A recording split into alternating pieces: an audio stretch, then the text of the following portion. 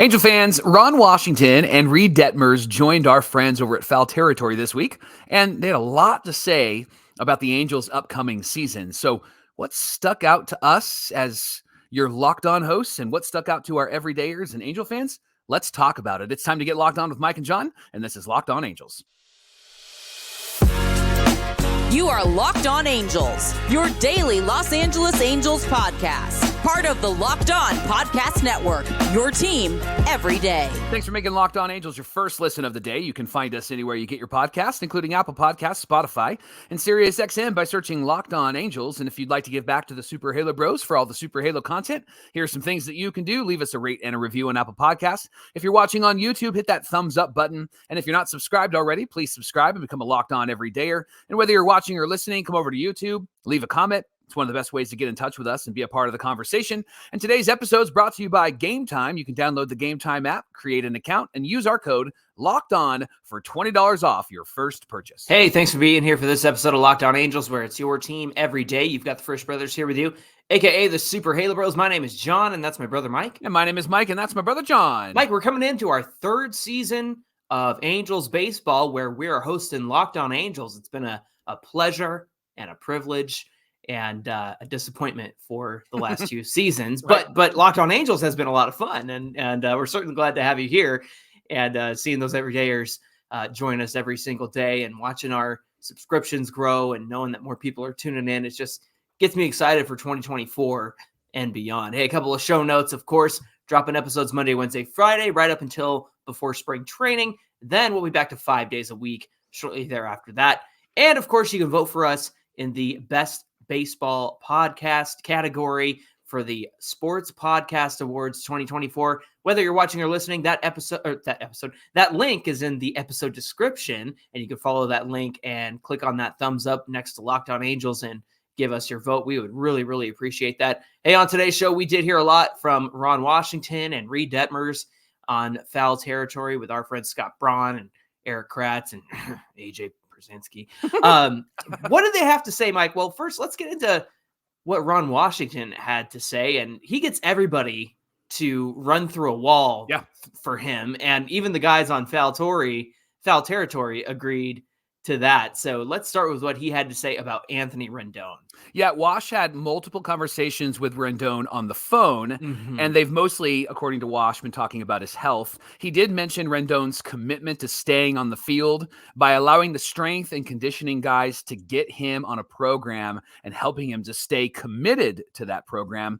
And then Wash also said he's going to find out when Rendon feels like he needs time off. They're going to be in clear communication about that. Johnny, what stood out to us was that Wash said he's not going to visit Rendon in Houston to badger him about what he wants, what Ron Washington wants, but he wants to listen to Anthony and find out from him what he thinks the reason is why things haven't gone right for the Angels. Same thing he said about Mike Trout and other players. And then Wash, here's a quote. He said, "I'm going to let him talk.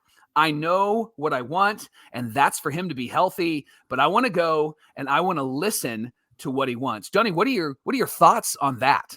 Well, I think it makes a lot of sense for Wash to go out there and especially talking to Mike Trout and talking to Anthony Rendon and finding out, all right, guys, you're the vets here.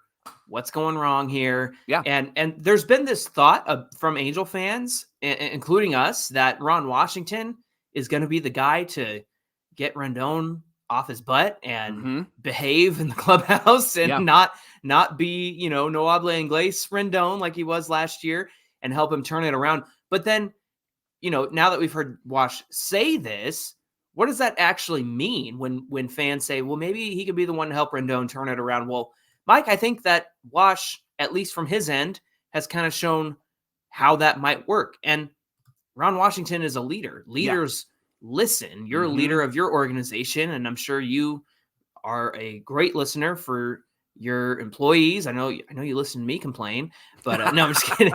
But here's the thing: like, leaders listen, and I think that you show Rendon that you care and that he matters by listening to what he has to say about his struggles and the team's struggles. And I think when you listen to somebody, it makes them feel valued. It keeps them involved in what's going on in the organization.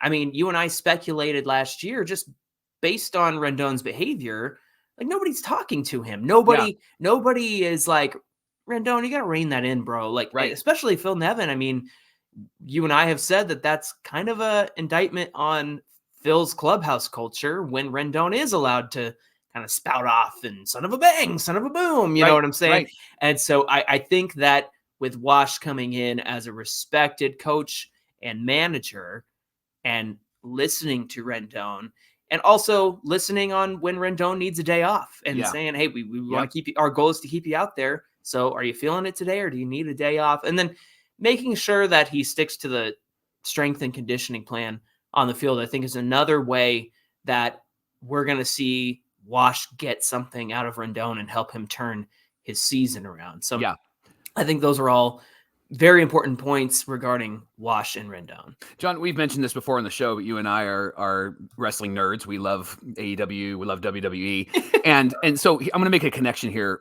And so run with me on this. Some of the best creative is always the creative that involves the person that's supposed to make it happen on TV and in the ring, right? Instead of scripted line for line. I mean, that's why The Rock is so good and Stone Cold was so good. Yeah. Right. This feels like that in the baseball world. This feels like the manager going to his leaders or supposed leaders and saying, hey, what went wrong? What do you see? Right? Because it does communicate. I want to know what it is that you think. And I want to use your experience and help you to evaluate that experience so that this team is better. And Wash understands, at least from his behavior, that this team has been in a lot of chaos for a long time. And you mentioned Rendon saying the things and doing the things that he's doing. It wasn't even just a Phil Nevin thing. This is a clubhouse thing. Like, where's Mike Trout? How come Trout isn't saying anything? Right. Or even Shohei Ohtani, who kind of kept to himself and was pretty private. But I got to think that if you want your superstars to help lead this team, you want them to lead this team in all facets. And so Mike Trout's got to say something and other players have to say something in order to get this team together. And what I feel like Ron Washington is doing right now is he's sharing the creative and then he's talking to his wrestlers or his players, right? And talking to them about how can we make this happen on TV? How can we cause this plan to be performed on the field, right? Do you like my analogy? I love your analogy. I love wrestling analogies. Mike, when he spoke about the Angels and what people are saying about them, Ron Washington says, I know what people are saying, and I'm excited to be in the position that I'm in. He said everybody on the team is going to pull their weight, and if they can't pull their weight, then they're not going to be on the team. It's that simple. Love that. He said, I'm going to hear what Trout and Rendon think needs to be implemented, and I'm going to do my best to make sure that what they think needs to be implemented is. And he said, I'm going to implement the stuff that I know needs to be implemented with my coaching staff. Mike, on Every Day or on YouTube, Vivian Murillo 8216 brought up a really great question. Do you think Ron Washington has any regrets about accepting this position without discussing some preconditions like which players they're going to get or what they're going to go out there and do? We've said this a lot on the show. And someone looks at this team and goes, man, if I could just get my hands in that clay, I could make something out of them. I could, if I could just do this or that, or if they would just tweak this or tweak that. Mike, I think that somebody is Ron Washington. Yeah. I think he was the guy who was out there and was the one who said, man, if I could just sink my teeth into those halos, they could be really good.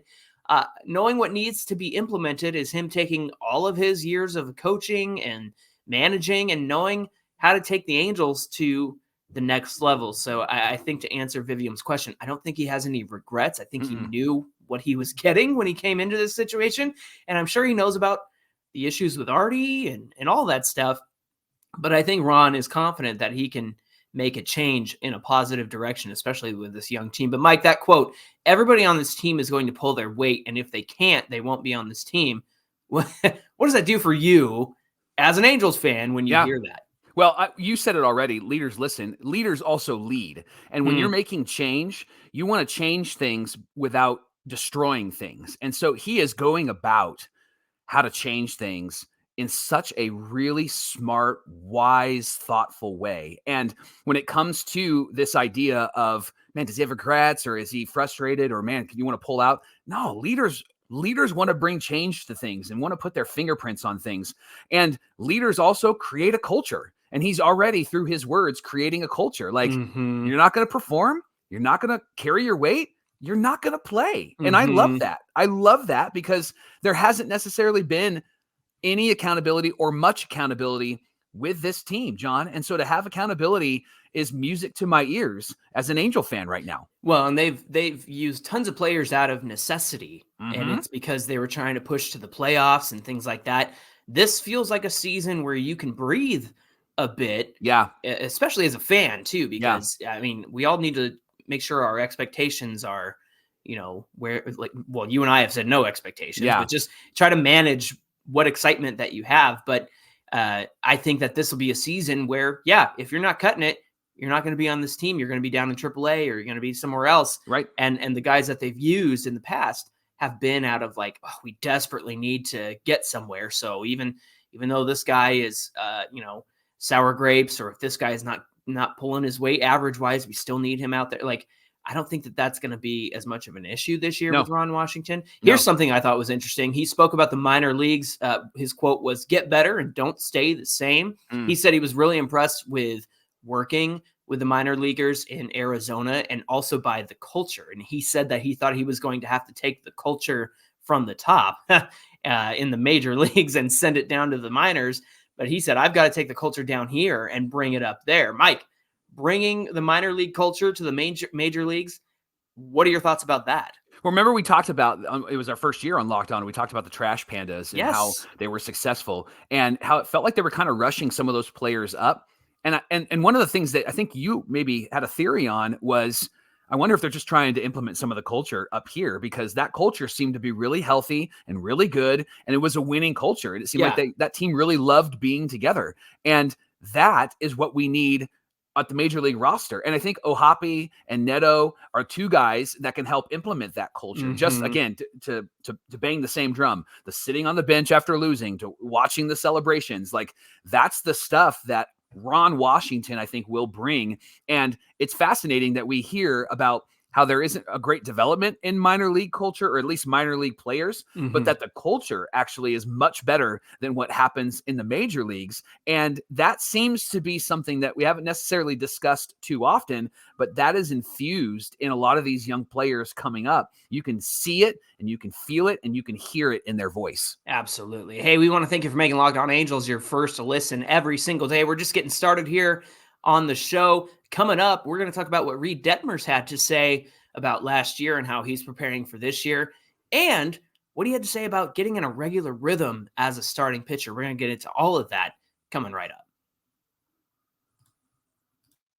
Locked On Friends, Locked On Angels is brought to you by Game Time. Game Time is the only ticketing app, the only one, Johnny, that gives you complete peace of mind with your purchases. You can see your seats before you buy them, so you know exactly what you're getting. And then when you buy them, they show you a picture to know exactly what it looks like when you arrive. There's all-in pricing that shows up right at the front, gives you the total. There's no surprises. There's no hidden fees. You can buy tickets in a matter of seconds, 2 taps, and you're set. And Game Time is obsessed with finding ways to help you save money on tickets. For example, they have deals right up until the start of the event, and in some cases, even after an hour. They still have tickets available in case you're like, hey, I'd really like to go. Or, hey, we need one more ticket, right? So you can find last-minute seats with Game Time. Detmers is throwing a no-hitter. Let's get down to the stadium. Let's get down there now, right? You can find exclusive flash deals and sponsor deals on all sorts of sports and concerts, comedy, theater, and more. And then they have zone deals where you pick the section and Game Time picks the seats. And there's an average savings of about 18%. What I really like, Johnny, is the Game Time guarantee. They guarantee the best price. So if you find tickets in the same section, same row for less, Game Time says, got you. And they give you a 110% credit for the difference. So essentially, you're getting all your money back for the ticket plus 10%. And they're going to say, hey, it's on us. I love that from Game Time. So take the guesswork out of buying tickets with Game Time. You can download their app right now, create an account, and when you do, use our code LOCKEDON for $20 off your first purchase. Some terms apply. Again, create an account, redeem this code LOCKEDON for $20 off. Download Game Time today. Last minute tickets, lowest prices, guaranteed.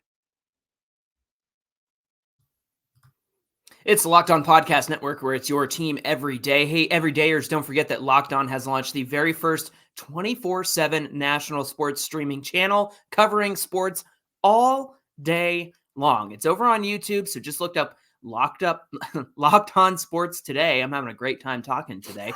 Locked On Sports Today on YouTube. You can head on over there, and you'll get all the top stories of the day from the local experts of Locked On and the national shows as well. So head on over there on YouTube and hit subscribe to the very first 24/7 national sports streaming channel. Usually it's me, so it's nice that it's a change of pace for our listeners. Yeah, and for us. yeah, just trying to keep us on our toes. Just trying to keep us on our toes. Speaking of maybe having a tough time talking, Reid Detmers was on Foul Territory. Yes. Thought he did a great job, but did seem a bit nervous. Now, Johnny, he is kind of a quiet, kind of a shy guy. At least that's what he's kind of given out. Even after his no-hitter, he was like, this was great. Yeah. Well, and that's the thing. Like, I think it's so funny how there, we have these athletes who are very good at sports and they're very good at what they do. But like, we also expect them to be like, the most talkative people in the world. Dynamic. Yeah. And it's just like, you and I have had this conversation before, but our middle brother, Jeff, and I have laughed about this because I remember years ago when Dave Stewart pitched for the Oakland A's, and it was a playoff game in '92 against the Blue Jays, pitched really, really well. And they interviewed him after the game. And Dave Stewart, if you remember, big, tall, strong pitcher, had his hat down over his eyes, really couldn't even see his eyes. And they were like, Dave, you pitched a great game. How was it? And he was like, yeah, it was really awesome. Like, and I remember Jeff and I were laughing so hard because it wasn't the voice you expected. So, right. And when it comes to Reid Detmers, you're just expecting these guys to be so charismatic when in fact his personality is very different than that, right? Absolutely. And I think the nerves had something to do with something I want to address here in a second as well. He did take the inevitable questions about Shohei Ohtani, but first he spoke about staying healthy and getting to 20 wins. Mike, why don't you get into that? John, if he gets to 20 wins, I will attempt a backflip. It's not going to look good, but I don't want you to break your neck. No, I mean, that would be so awesome. He said his focus this year has been on staying healthy. And he said he set a goal for himself every year. And this year he set a goal for 20 wins. And I love that, right? I love that. A lot of people don't think that maybe he's that type of pitcher, at least right now, but Reid's like, no, I'm going to go after it. He's working on his pitching to help it make it easier and take it easier on his body, working on reducing the number of walks by adjusting his mechanics while throwing off the mound. John, he said something that I loved. He said that he was like forcing the ball out instead of pushing the ball. It was the way that his mechanics were working. Yes. And he was working against himself. And so he said, I've already made an adjustment to where all of my momentum is headed towards the plate. And that's why he struggled with walks last year. And so I was encouraged by what he had to say. And I don't know if he's even interacted with Barry Enright yet or not. He said they had a phone call. Yeah. Just in that interview, he sounds like he's aware of the issues and he's already making adjustments. And then Barry Enright can get sort of like his fingers on him, right? Like, and help mold him into a better pitcher. Gosh, I'm now hyped about the fact that he's like, I'm going to get 20 wins. That's all we've ever wanted as fans, Mike. And we've watched this team, even just beyond doing Locked On Angels and our old podcast as well, is like, we just want coaches who can help these guys make adjustments. And it just seems like they go out there every single start doing the same things over and over and over again. And then wondering why it's not working. And then, hey, Detmers is sitting on the bench. Hey, I think I'll throw my slider like this again. And, and then comes out there and rips it up. So it's nice to know that he knows what to work on and what he needs to adjust for this upcoming season. Mike, on moving to the 5-man rotation, he said that accommodating Ohtani caused less of a routine for the rotation because sometimes they didn't know if they'd pitch on the 6th day or the 7th day or even the 8th day. And then sometimes if Ohtani couldn't make the start, which happened one or two times, they'd pitch on the 5th day. Yeah. And so it was always kind of like up in the air on where they'd be. And this caused a couple of bullpens between starts. And so sometimes you have one, sometimes you have two, sometimes you have more than that because then there's 8 days between starts. So he said that made it difficult to stay ready, but he is excited to be in a 5-man rotation. But he also recognizes that he hasn't been in a 5-man rotation yet at the major league level. So it's going to be an interesting thing for us to watch this season. But he did say that less of a wait between starts will be nice. Mike, do you think, and I have a thought before you answer this question. Okay. Do you think a more consistent routine is going to help each of these starters be better this year? Now, I noticed on Twitter that some Angel fans tried to make it seem like Reid was annoyed with Shohei. Listen, shut your mouth, because Reid was nervous and a bit awkward on the show. So stop trying to make something out of nothing. Right. You paid for your blue check from Elon Musk, and then you get it in everybody's feed, and you're talking about this, and you're trying to make Angel fans look bad. Listen, it's engagement farming. When you act angry all the time, and when you act like, oh, this team sucks all the time, you're going to get responses. So just ignore those people who shell out their money and try to get your attention on Twitter. This was nothing about what Reid said was blaming this on Shohei Ohtani. He just said, hey, without him in the rotation, we'll have some consistency here. Yeah. Do you think that consistency is going to help them stay ready, like he said? Yes, absolutely. And I think it's because of what Davis Daniels said when he was on the show. Davis Daniels said, when I knew that I was going to be doing this or playing this role, it's helpful to prepare for that. And listen, it's Shohei Ohtani. You move mountains for Shohei Ohtani to have him on your team, right? And now that he's not there, we're bummed. However, one of the benefits is that these young guys might actually take not just a step forward, but they might leap forward. And I know that that's some hopium, but honestly, we might see them take some giant leaps forward and see some really incredible growth from people like Reid Detmers and also Patrick Sandoval. It's certainly going to be helpful to know when your next start is going to be, like, on a consistent basis. And they pretty much had that, when the plan was 6 days or 6 pitchers, you know what I'm saying? Yeah. But I think this is a very traditional, the way baseball has been for the last, 40, 50 years of a 5-man rotation. Right. And so I think it's going to be easier for them to stick to their routine this season. Yeah. Now, when we talk about like the young core and the challenges of moving through the system so quickly, that was one of the questions they asked Reid. He said there's a lot of dark horses this year that have flown under the radar. Eric Krass asked him about the draft picks who have been brought up, and Detmer said it was challenging for him and the guys. He feels like he knows now how to get comfortable coming into his own, and missing out on the minors means missing out on routine and missing out on travel, getting used to the travel. And it's hard to figure that out in the major leagues because you're starstruck, right? That's where it matters too. Like, you're in the major leagues, like, you need to perform and also get used to travel and get used to, where the bathroom is at the stadium. You know what I'm saying? The size of the crowd and the noise. And absolutely. And that's Julio Rodriguez at the plate. That's not Bob Sacramento, right? Like, that's a major league ball player right there.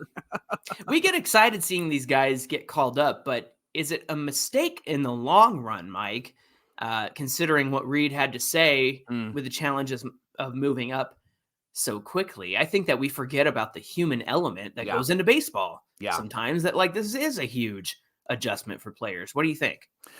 Johnny, I think that it has to be a case-by-case basis. When you think about somebody like Neto, or you think about somebody like Ohapi, or even Shonowell, I think if they're ready, let's have them do that. But you have to be really, really smart with these guys in knowing that there's a human element. And maybe perhaps having Wash as the manager is going to be helpful there. And I don't know the interworkings of every detail when it comes to what happens in the dugout, but it would be smart to have somebody, maybe even a former ball player, who sits with these guys and that's all that they do. Maybe Albert Pujols can play that role. Tim Salmon can play that role. Chuck Finley can play that role. Right. And maybe perhaps that's why they brought them in. There was never really any indication as to why, but maybe that's part of it, was like, hey, Neto, you need to make sure that this guy has this set up and that you're going to bring this and that your agent has, tickets for you here. All of that stuff I think is really, really important. And one of the things that we don't even think about, which is why I, again, would say that these guys might take not just steps forward, but leaps forward. Hey, Locked On Angels is brought to you by our friends at FanDuel. FanDuel is the best way to get in on all the NFL playoff action that's happening. You guys, it's rip-roaring hot. It's heating up. Our Niners are playing against the Packers. My father-in-law is going to be disappointed when the Niners beat the Packers. Sorry, I'm getting off track here. But they are FanDuel, America's #1 sportsbook. Right now, new customers, again, best time to get involved. New customers can get $150 in bonus bets guaranteed when you place a $5 bet. That's $150 in bonus bets, win or lose. So even if you come away disappointed from the playoffs, you can win either way. Listen, the app is very easy to use with so many different ways to bet, like live same game parlays, bets in the new Explore tab, where you can find them right there. And you can make a parlay in the Parlay Hub, the best way to find popular parlays and more. So visit FanDuel.com/lockedon and make your first bet today. FanDuel is an official betting partner of the NFL. Let's talk about Logix Credit Union for a moment. They're a sponsor of this show as well. And I love Logix because they're there to love on you, to help you, to serve you. They have all sorts of auto loans. Any auto loan that you need, they have it there. They first have the proven and dependable new and used vehicle loans, which is so helpful for like people in my category, because we're going to get a used car for my youngest daughter who's going to be driving John this summer. Can you believe that? And then second, they also... I don't want to. I don't want to believe it. Second, they also have loans for electric vehicles with super low rates and flexible payment terms. And then they have auto refinancing loans and lease buyout loans. With Logix, you can lower your monthly payments and get on the road to owning your car a whole lot faster. They are the best people to help you out, Logix Credit Union. So visit your local Logix branch in the LA area and talk to one of their amazing team members, or you can apply online in minutes at logixbanking.com/car. That's LOGIX banking.com/car. Mike, the worst kept secret, according to all these interviews that we've seen over the last few weeks, with Reid Detmers on Foul Territory saying that the players pretty much knew that Shohei Ohtani was gone and he wouldn't be returning to the Angels. Then Anthony Rendon was on a podcast called The Jack Vita Show last week, where he just kind of mostly talked about life and baseball and his faith and whatnot. He also mentioned that he didn't think Ohtani was coming back. So why in the world did all the players know that Ohtani wasn't coming back when this front office didn't seem to know that at all? What the heck is going on here? I wonder if they really didn't know. And I think they may have just played the front office or the players? The front office. Okay. I think maybe they just played naive. Like we don't get much communication, but I wonder if they really didn't know and just decided, like, we're just going to play the long game here and we're going to act like we're involved in this and all of those things. I'm giving them a whole lot of credit and I get it. But when it comes to the players, Johnny, honestly, like, I think these players knew from the beginning that there's going to be more opportunity for Shohei in maybe where the lights are a little bit brighter, and he knew what he can do. And I loved Rendon's point. Rendon said he knew what he could do in Anaheim and what the price points would be, but going to LA or going to New York, like it's going to double, it's going to triple. And so it would be almost foolish for him not to do that, And so I think that these boys are humans. They're hanging out with each other and they're talking like as dudes and as people who are growing. And I'll bet you Shohei never said like, "Oh, I'm leaving, guys. I'm out of here." Yeah, but I think that they all had conversations about like, man, the potential and what could you do? And I'm sure he asked for wisdom and for advice from people and all of those things. And so I just think like it's obvious that the players would know. I don't know how much the front office didn't know, but I'm giving them a lot of credit there. What are your thoughts? Well, you said they played naive. I think I'm going to say that they played dumb because you had every every opportunity to extend this guy year after year after year. You even didn't take the opportunity to extend him after the 2021 season when he got his MVP, probably because they were worried the price would be too high because he was coming off an MVP season. And then I also don't think that they bought the MVP season, Mike. I don't know that they thought that he could do it again. And sure enough, in 2023, Ohtani did it one more time and questionably even better than he did the first time, with a better batting average. I think the pitching totals were just as good as the first year. I know he didn't get all of his starts last year because of the injury, but good grief, man. I think they had every opportunity to re-sign him. He even expressed interest after 2021 to extend. But also, you and I have said this a lot, and it's Ohtani was always going to go to free agency. Yeah. It was always going to happen, because why wouldn't you do that? And like you mentioned, I'm sure a lot of these players felt the same way. Like, no, when you're in his shoes, you're going to go to free agency and see what you can get. However, there was probably a small window of time, again, right after that AL MVP season in 2021, where you could have made an extension. You could have locked him down for maybe at least 3 more years. I don't know. And on top of the 2 he already had at that point. But good grief, man. Well, I guess no, those were arbitration years technically. So maybe they could have added 3 to the end of his 2 arbitration years, or bought out those arbitration years with a 5-year contract.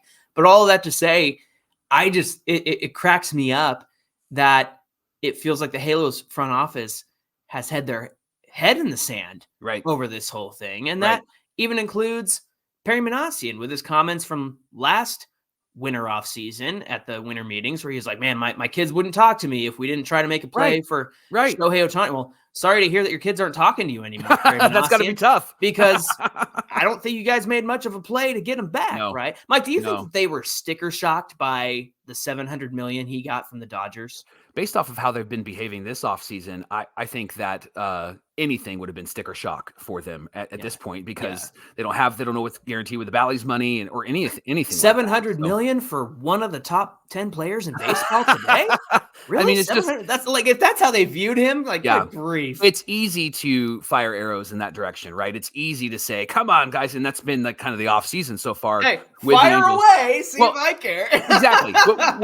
But if we pause for a moment and be thoughtful about this, I wonder if there is some sort of like, this was the strategy from the beginning. And so here's what we have to say publicly, but privately, I knew what was going to happen. Here's what I hope happens, John, that somebody from that front office, if they get let go or go to another organization, pulls what Jared Kelenic did on Foul Territory, talking about going to the Braves, and just said, here's what was going on and here's what that was like. I want a book. I want a report. I want someone to say, like, I want a book report. They did absolutely nothing with Shohei Ohtani. They didn't have a conversation. They didn't do anything, or they didn't think it would be that much, and it was that much. They thought it was just absolutely ridiculous. Like, I want to hear what was the insider scoop. The tell all, baby. Give me the Moneyball movie about the Angels in that context, and let's figure this out. Maybe Jack Black can play Perry Manassian or something like that. There you go. Yeah, I like. There's a commenter on YouTube named John Rodney, and he likes to call it Artie Ball. So maybe that can be the name of the book and the movie, Artie Ball and the Downfall of the Los Angeles Angels, right? Artie Ball and the Downfall. I already like it. Copyright that. Hey, thanks for making Locked On Angels your first listen of the day. Make your second listen the Locked On Sports Today YouTube channel. It's the first ever national sports 24/7 streaming channel on YouTube. It's here 24/7, covering top sports stories of the day with local experts at Locked On, plus the national shows covering every league. So go to Locked On Sports Today on YouTube and subscribe to the first ever national sports 24/7 streaming channel. Hey, give us a follow on Twitter at Locked On Angels, and Super Halo Bros on Twitter and Instagram. Again, if you're watching or listening, find that link in the episode description and vote for Locked On Angels for Best Baseball Podcast. Only like a week and a half left to vote. So if you've already done so, we really appreciate that. If you haven't done so yet, it's the best way you can help out Mike and I. Hey, Mike, what do we have on deck for Monday's show? Well, this last week was the international signing, and so they were able to sign a bunch of players and a lot of names that maybe you're not familiar with. So John and I are going to look at a few of the top names, talk about who they are, and possibly when we could see them in the major leagues. And when I say possibly, hopefully it's not this year, because we don't need to rush any more young players up. Right? Some of those guys are 16 years old. Exactly. Yeah. Some of them are my son's age. I'm like, yeah, they need some time, right? Yes. They need some time. So we're going to talk about that Monday on Locked On Angels. I'm proud of you for not saying international draft, because it's a very easy habit. I learned, because I think it was my fault last time we talked about the international signing day. I think I said draft, and you were like, you corrected me like 16 times on that. All right. I'm looking forward to correcting you 16 more times on Monday. All right, friends, we hope you have a great weekend. Until then, my name is John, and that's my brother Mike. And my name is Mike, and that's my brother John. Thanks for being here with us, and we'll see you back here on Monday. You have an English degree, not a correcting degree. So just remember that. Well, get your English right, and you won't be correcting.